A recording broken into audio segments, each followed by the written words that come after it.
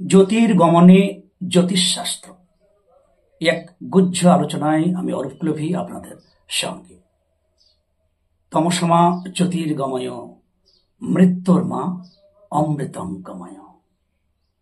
তাহলে এই যে আমাকে জ্যোতির্গমন জ্যোতিষ্ক লোকে ফিরতে হবে, নিজের বাড়িতে ফিরতে হবে, যা মহাসিন্ধুর ওপারে, যেখানে জরা ব্যাধি মৃত্যু নাই, চির জ্যোৎস্না চির শ্যামল জ্যোৎস্না বিরাজ করছে সেখানে। সেই আনন্দময় ধাম, আমাদের পরম ধাম, সেই জ্যোতিষ্ক লোক। সেই জ্যোতিষ্ক লোকে ফেরার নাম জ্যোতির্গমন। এ নিয়ে অনেক লেখক মহাপুরুষরা এর সম্বন্ধে বলে গেছেন, লিখে গেছেন। আমার কি দুঃসাধ্য, তবু আমার ক্ষুদ্র অভিজ্ঞতা আপনাদের শেয়ার করছি। অন্যান্য আর 5টা ভিডিও থেকে এটা সম্পূর্ণ একটি আলাদা ভিডিও। এতে কি জ্যোতিষের শাস্ত্রের কোনো ভূমিকা আছে? একদম আছে। বন্ধুরা, আমাকে গমন করতে হবে, জ্যোতির্লোকে ফিরতে হবে, অর্থাৎ নিজ গৃহে ফিরতে হবে। এই ফেরাতে জ্যোতিষশাস্ত্রের কি ভূমিকা আছে? একদম ভূমিকা আছে। বন্ধুরা, আমরা সবাই কেমন হয়ে গেছি যে আমার বাড়ি, ছেলে অন্যায় করছে, বাবা বলছে এই তুই বাড়ির থেকে বেরিয়ে যা, এটা আমার বাড়ি ইত্যাদি। তাকে নিয়ে ছেলে বড় হয়ে দেখিয়ে দিল একটা বাড়ি করে, কেউ দুর্ঘটনাগ্রস্ত হলো ইত্যাদি ইত্যাদি। আপনি অফিসের বস, ঢোকার সঙ্গে সঙ্গে সঙ্গে ত্রাহিমাং এই করো, সেই কেন দেরি করলো, এই নানান ব্যাপার। আপনি স্কুলের হেড টিচার, স্কুলটা যেন আপনার। এইভাবে আমরা চলেছি সবাই। আবার ঠিক দেখুন, 60 বৎসর যখন হয়ে গেল, রিটায়ার হয়ে গেলেন, তখন ওই চেয়ারে অন্য লোক বসলো, তখন ওই স্কুল রয়ে গেল, কিন্তু আপনি আর আমার স্কুল, আমার অফিস, আমি বস, এগুলো আর বলতে পারি না। সুতরাং আমরা যে এই পৃথিবীতে কর্মভূমি, কর্মজগতে এসেছি, যেখানে ভগবান রামকৃষ্ণ, যেখানে মহাপুরুষরা এসেছেন শ্রীরাম, শ্রীকৃষ্ণ, তারাও সেখানে কর্ম করেছেন, আবার জ্যোতিষ গমন হয়েছে, তাদের গমন করেছেন। তাহলে আমরা সবাই আসছি, সবাই যাব। তাহলে আমরা জ্যোতিষ্কলোকে ফিরব, এতে গ্রহের ভূমিকা না। আমরা আমার যে শব্দটা, এটার মধ্যে আমাদের অহংকার, গর্ব সবকিছু লোকে। আমাদের মন সবসময় বাইরের দিকে ছুটছে। আপনি যদি ব্যবসায়ী হন, আপনি আর কটা ব্যবসা করবেন, অর্থাৎ আপনার মনটা পুরো বিজনেসের, এই বিজনেস করবো, অর্থাৎ আপনার মন আপনার ভিতরে নেই, আপনার বাইরের দিকে, অর্থাৎ ফোকাস হচ্ছে বিভিন্ন বিজনেস, ব্যবসা ক্ষেত্রে। যদি আপনি প্রেমিক হন, প্রেমিকা খুঁজছেন, কি প্রেমিকা হন, প্রেমিকা খুঁজছেন, পছন্দ হলে একে, পছন্দ হলে ওকে কিভাবে আমি আয়ত্তে আনবো, তার জন্য সাধনা, সেভাবে বুদ্ধিবৃত্তি, সেভাবে চলতে লাগলো। তাহলে বাহ্যর দিকে, তাহলে আমরা যা কিছু বাহ্য কেন্দ্রিক হয়ে গেছে।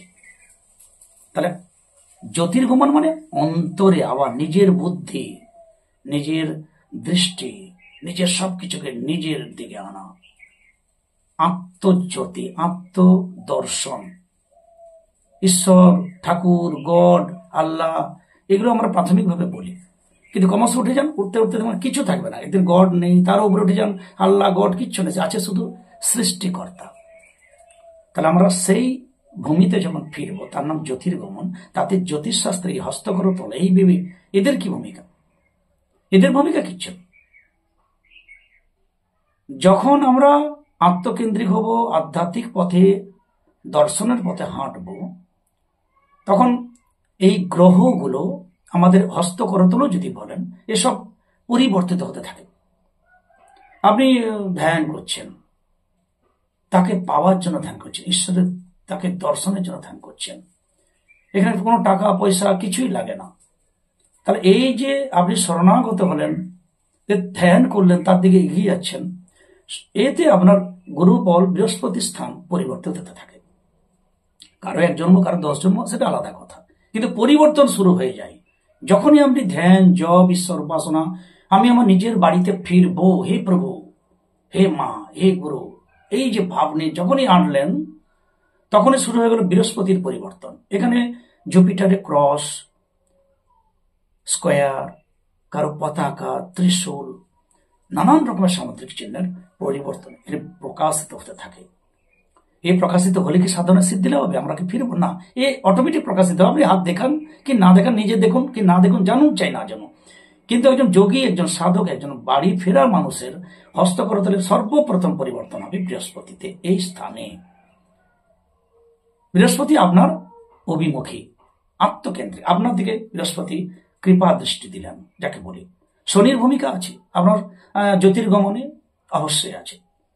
আপনি যে ধ্যান করবেন, জপ করবেন অনেকক্ষণ একাসনে, বাড়িতে একটু পুজো করছেন, একটা মশা লাগছে, একটা মশা ধূপ দাও, স্ত্রীকে বললেন একটা মশার একটা ম্যাট কয়েল জ্বালো, মশা প্রচুর, অর্থাৎ মশার কারণে আপনি ডুবতে পারছেন না।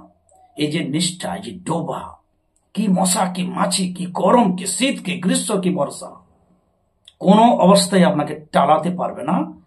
এমতো অবস্থায় এরকম দৃঢ় চেতা, দৃঢ় সংকল্প, এ ধরনের নিষ্ঠা আনতে পারে একমাত্র শনি। তাহলে আপনি যদি নিষ্ঠার সনান্ত জগতে জ্যোতির্গমনে ফিরেন, শনিদেবের কৃপা অবশ্যই লাগবে, তবেই আপনি এই শীত গ্রীষ্ম কোনো কিছু আপনাকে টালাতে পারবে না। রবি, সূর্য, না সূর্য ভাবার সঙ্গে সঙ্গে আমাদের জ্যোতি ছাড়ার কিছুই ভাবি না। তাহলে সূর্য আমাদের অন্তর্জগতে যত অন্ধকার, দুর্বলতা সব দূর করার জন্য, সাফল্য, বিফলতা, অসফলতা এগুলো নিয়ে কখনো কোনো সাধক ভাবেন না। আমি তার দিকে ফিরব, যত সময় লাগুক আমি তার কাছে পৌঁছাবো, আমার নিজের ঘরে পৌঁছাবো, আমাকে কৃপা করুন। আর নিজে নিজে এগিয়ে যাচ্ছি। সেখানে সূর্যদেব যদি এই অবস্থায় তাকে জ্যোতি দেন,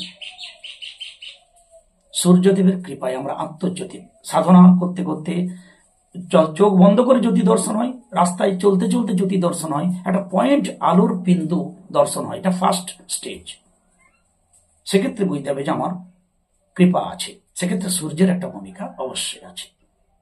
বুধ, এই যে কনিষ্ঠাগুলোর নিচের এই অংশ বুধ, বুধের কি ভূমিকা? প্রচন্ড গরম। বুধের ভূমিকা এই যে বুদ্ধি, যে বুদ্ধি আপনি বাহ্যক হয়ে গেছে, বাইরের দিকে ছুটছে, ব্যবসা, টাকা, একে জব্দ করা, এর সাহায্য করা, একে আমার আন্ডারটেকিং করা, এই ভোটে জেতা, এই সব বুঝুক বাহ্য। এই যে বুদ্ধিকে এতদিন বাহ্য জ্ঞানে বাইরের দিকে ছাটাচ্ছিলেন, যখনই আপনি ধ্যান জপের জ্যোতির্গমনের উপর দিলেন, তখন ওই বুদ্ধি আত্মজ্ঞানে, বাইরের দরজা বন্ধ, অন্তরের জগতে বুদ্ধি। আমি কিভাবে উপাসনা করলে তার দিকে ফিরবো, হে প্রভু আমাকে সেই সুবুদ্ধি দিন, কৃপা করুন।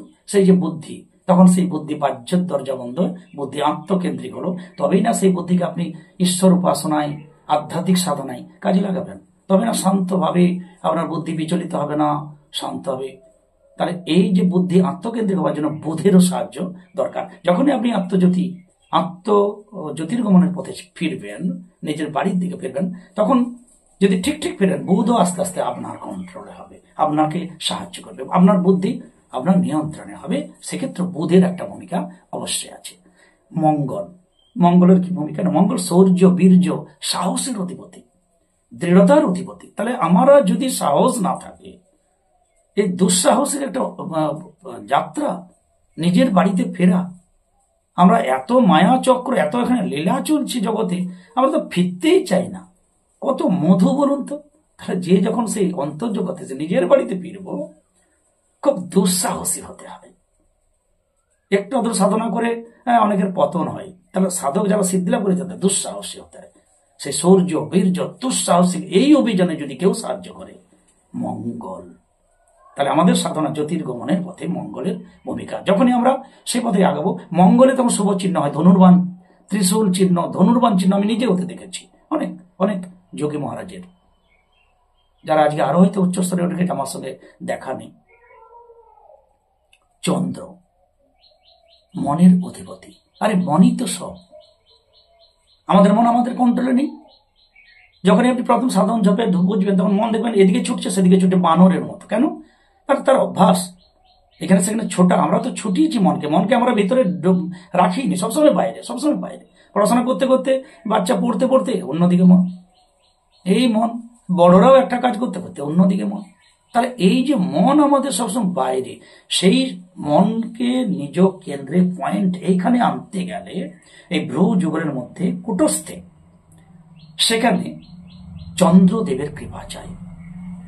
যে বাহ্যিক মনে আমরা কত সুখ পাই, সামান্য সুখ পাই, কিন্তু দুঃখ বেশি পাই চঞ্চলতা বশত। কিন্তু সেই মন যখন কুটস্থে আসবে, নিজ কেন্দ্রিক হবে, তখন মন শান্ত হবে, আমাদের কোনো অভাব থাকবে না।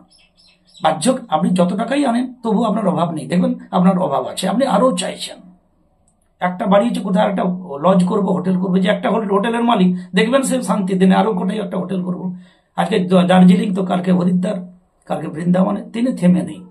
অর্থাৎ বাহ্য ওই মন নিজের ভিতরকে আনা, একমাত্র যিনি জ্যোতির্গমনের পথে ফিরবেন তিনি একমাত্র চেষ্টা করবেন। চেষ্টা করলে এই মন অর্থাৎ চন্দ্রদেবের কৃপা তখন তার উপরে আসবে।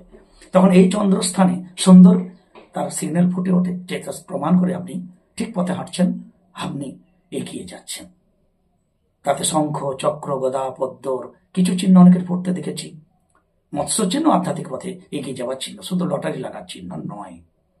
তাহলে এই ধরনের সামুদ্রিক চিহ্ন চন্দ্রে ফুটে ওঠে। তাহলে চন্দ্র মনের অধিপতি, সেই মন শান্ত হয়, বাইরের দরজা বন্ধ হয়, মন আন্তরিকভাবে নিজ ভিতরে নিজ কেন্দ্রে যায়।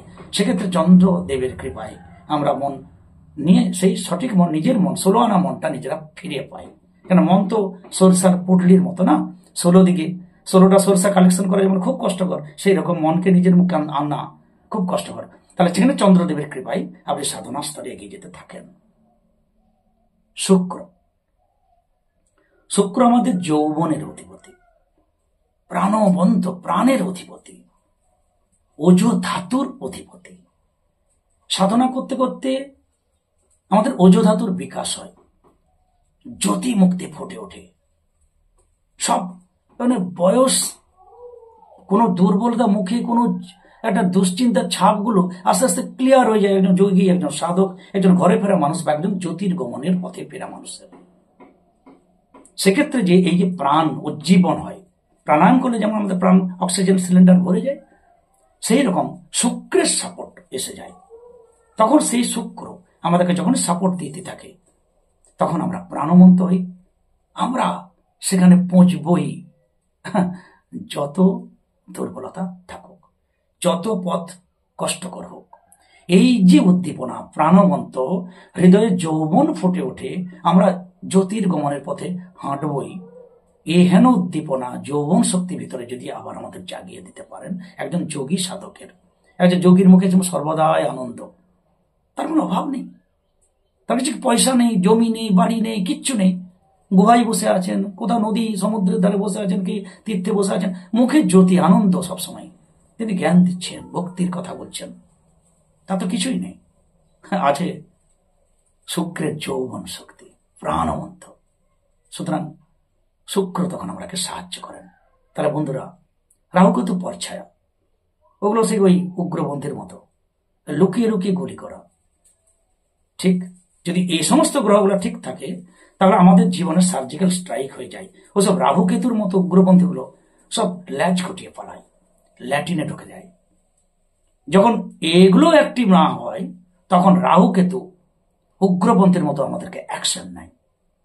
আমি আগের ভিডিও দিয়ে দিয়েছিলাম যে সার্জিক্যাল স্ট্রাইক।